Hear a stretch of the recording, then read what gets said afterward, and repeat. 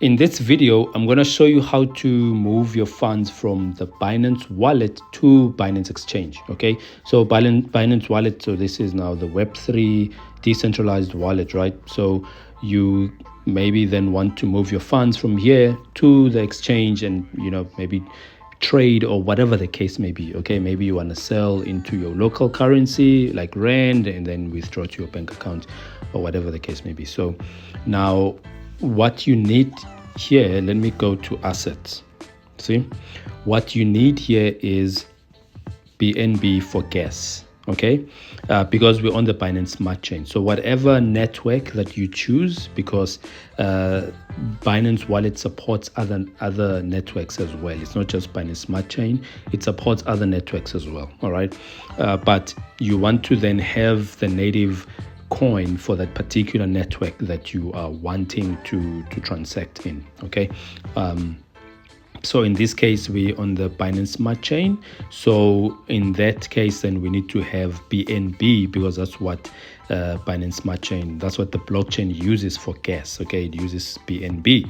So if you don't have BNB, this won't go through. So what we want to do is to transfer this USDT, move it to our exchange, but we won't be able to if we don't have BNB. So how you can buy BNB, there's a few ways. You can buy it on the Binance Exchange, right? You can buy it on the Binance Exchange and then transfer it over to the wallet, or you can buy it with your card, for example, right? If you just go to receive and then you see here buy with card, and this will also give you options to buy with Google Pay or Apple Pay, etc. You see, so these are the other networks that are also supported here. You can see there's quite a lot, you guys. There's quite a lot of networks supported here, but we want this particular network, which is Binance Smart Chain, and then it will bring you here to this card, to this screen where you can now say, okay, 300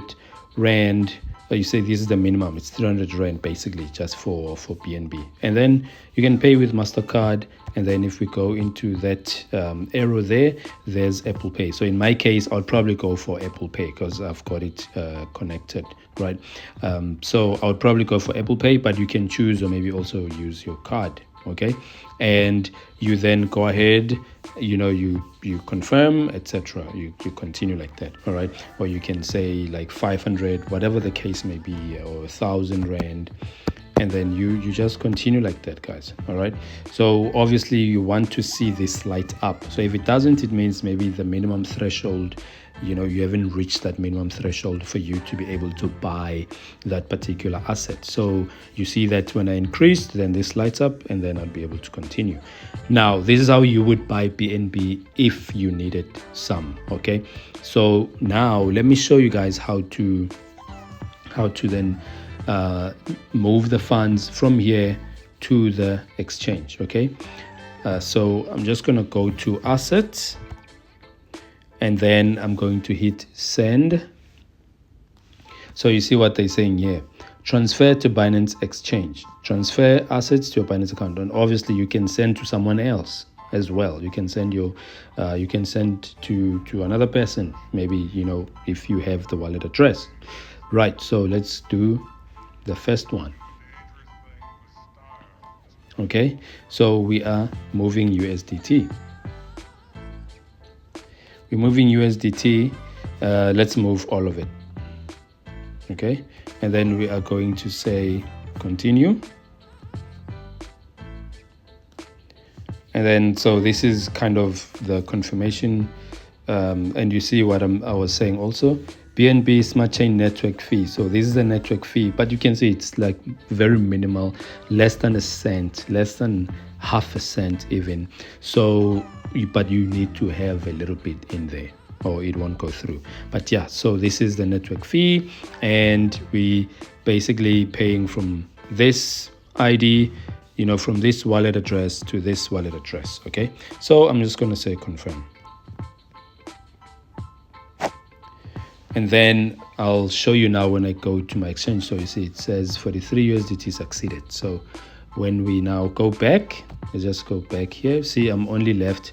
Oh, so look at this now. The deposit is processing, and then there's some information required. Okay, cool.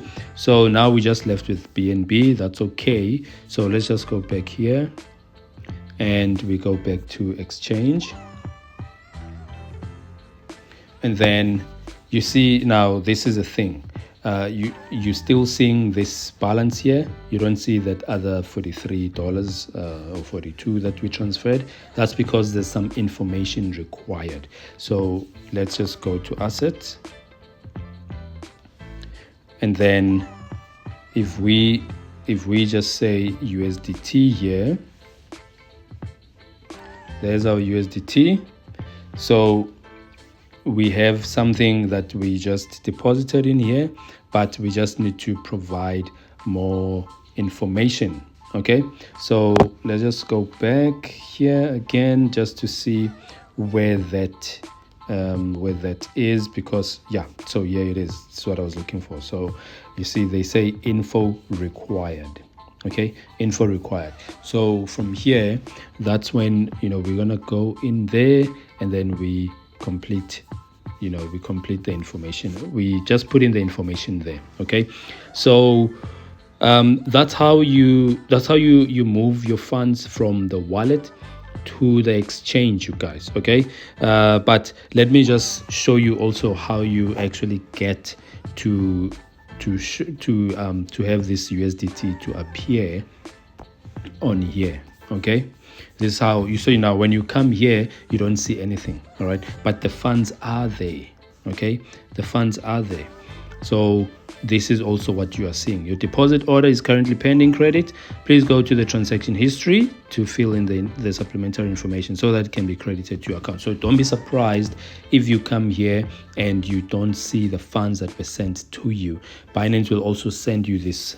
You'll see the pop-up, and you'll also see an email that will tell you that you've got a pending deposit.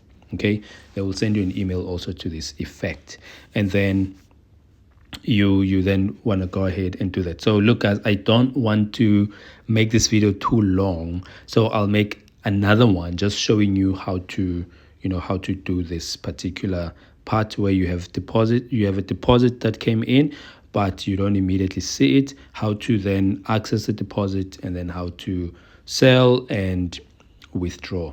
Okay, so I'm gonna stop this video, and on another one I'll just show you how to do that. I'm just trying to just keep it short so that you follow on accordingly.